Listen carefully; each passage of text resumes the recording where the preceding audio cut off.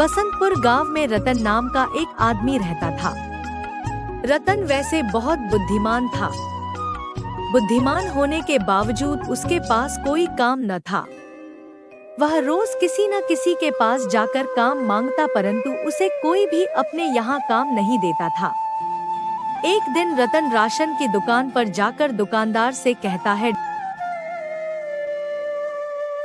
भैया कोई काम हो तो दो, मेरे पास कोई काम नहीं है, जिसके कारण मेरा परिवार कई बार भूखा रहता है। रतन, तू बहुत समझदार है। तू कोई पढ़ा लिखा वाला काम कर। यह मजदूरी का काम क्यों कर रहा है? अब जा काम धंधे के समय खोटी मत कर। रतन को बुरा तो लगता है, पर वह दुकान से जाते हुए मन ही मन सोचता है, चलो छोड़ो, इन्हें कभी ना कभी मेरी अहमियत तो समझ आएगी। काम नहीं मिलने के कारण वह बहुत परेशान रहने लगता है। धीरे धीरे समय भी बीतने लगता है। एक दिन उसकी पत्नी सुनीता उससे कहती है, अजी सुनते हो, तुम्हें कहीं काम नहीं मिल रहा तो आप एक बार राजमहल जाकर राजा जी से विनती करके उन्हीं से काम मांग लीजिए। हाँ, मैं भी यही सोच रहा हूँ, परंतु वहाँ मेरे लायक कोई काम नहीं मिला या फिर उन्होंने मना कर दिया तो। अजी आप ऐसा क्यों सोच रहे हैं? आप एक बार वहाँ जाकर तो देखिए, कुछ ना कुछ तो जरूर करेंगे राजा जी। चलो तुम कह रही हो तो मैं चला जाता हूँ।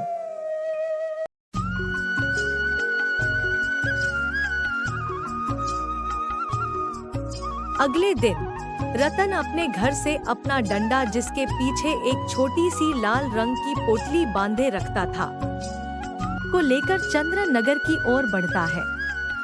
चंद्रनगर पहुंचने के बाद वह वहां लगे साप्ताहिक घाट और मेले से घूमते हुए राजमहल पहुंचता है।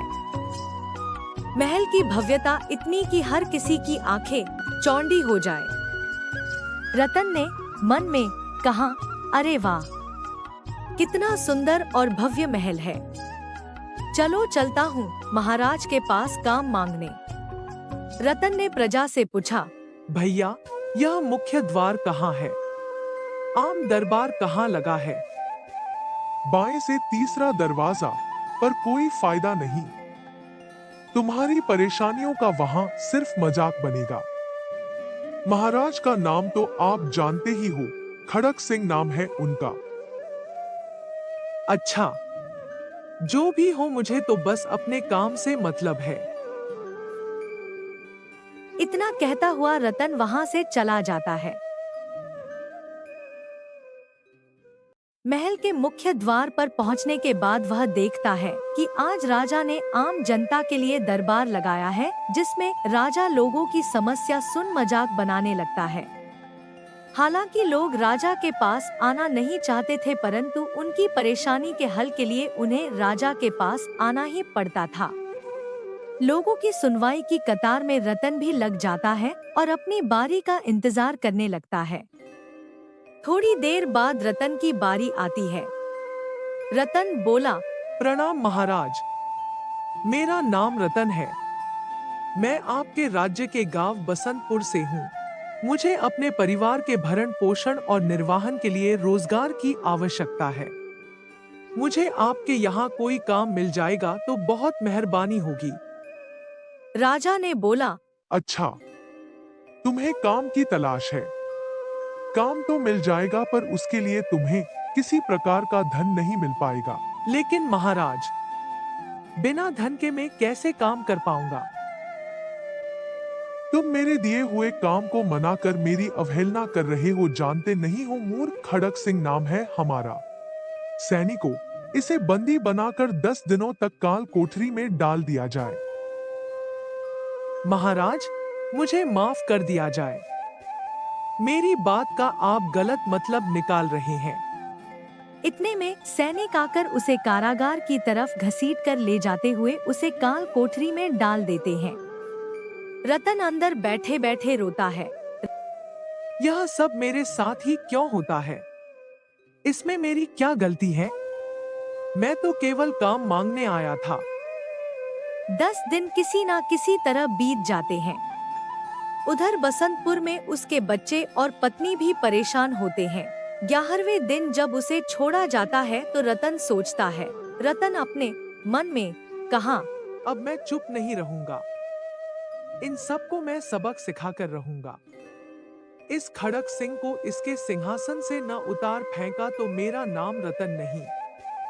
फिर रतन घर लौटकर अपनी पत्नी सुनीता को वह सब कुछ बताता है कि उसके साथ चंद्रनगर में राजमहल में क्या क्या हुआ। रतन अपनी पत्नी से बोला, अब मैं उन सभी को सबक सिखाना चाहता हूँ जिन्होंने मुझे नाकाबिल समझा और बिना मतलब कि मुझे काल कोठरी में डलवा दिया। सबक सिखाने में मैं भी आपके साथ हूँ, परंतु कोई गड़बड़ तो नहीं होगी। सुनो, तुम मुझ पर भरोसा रखो, मैं सब संभाल लूंगा, पर मैं जो बताऊं वह तुम्हें करना होगा। जी ठीक है। तुम बच्चों को अपने भाई को इंद्रनगर से बुलवाकर उसके साथ मायके भेज दो। सुनीता रतन की बात सुनकर यही करती है और बिरजू से कहती है, सुन, बच्चों का ख्याल रखना और साथ ही माँ और बाबूजी से कहना कि मेरी चिंता ना करें। जी ठीक है दीदी। बिरजू बच्चों को लेकर चला जाता है। दूसरे दिन रतन और सुनीता बात कर रहे होते हैं। तुम आज जल्दी काम करके आराम कर लेना, तुम्हें रात भर जागना होगा, साथ ही बहुत सारा काम भी करना होगा। पर आप बताओ तो सही, मुझे क्या करना होगा? अरे, मैंने पहले ही कहा था जो कहूँ वही करना होगा। अभी मैं जो कह रहा हूँ वही करो, तुम्हें सब समझ आ जाएगा। सुनीता और रतन दोनों मिलकर सारा काम निपटाकर रात का इंतजार करने लगते हैं। रात का पहर होते ही रतन सुनीता को जगाता है। सुनीता, उठो, उठो, जल्दी करो।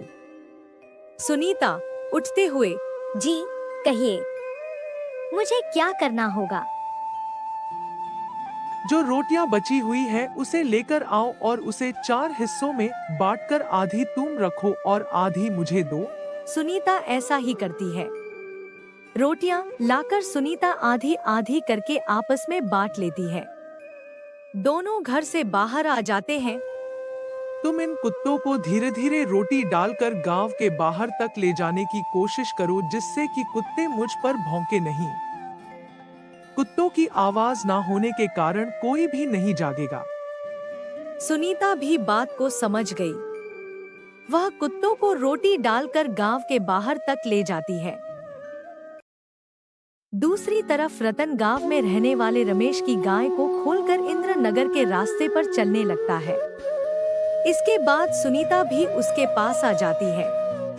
रतन ने धीरे से बोला, मैं इस गाय को लेकर तुम्हारे गांव जा रहा हूँ। इसे वहाँ के पशु बाजार में बेच आऊंगा। अगर कोई मेरे बारे में पूछे तो कह देना कि मैं बच्चों का सामान देने तुम्हारे मायके गया हुआ हूँ। रतन गाय को लेकर इंद्रनगर के पशु बाजार में बेचकर अपने गांव बसंतपुर वापस आ जाता है। सुनीता के पास आकर, ये लो भाग्यवान, पूरे 500 रुपए। इन रुपयों को अभी किसी के सामने मत निकालना। सुनीता भी हाँ में सिर हिला देती है। साथ ही वह उस दिन हुई घटना का ब्यौरा रतन को देने लगती है। आज सुबह जब किराना दुकानदार रमेश गाय की चोरी होने की वजह से रो रहा था।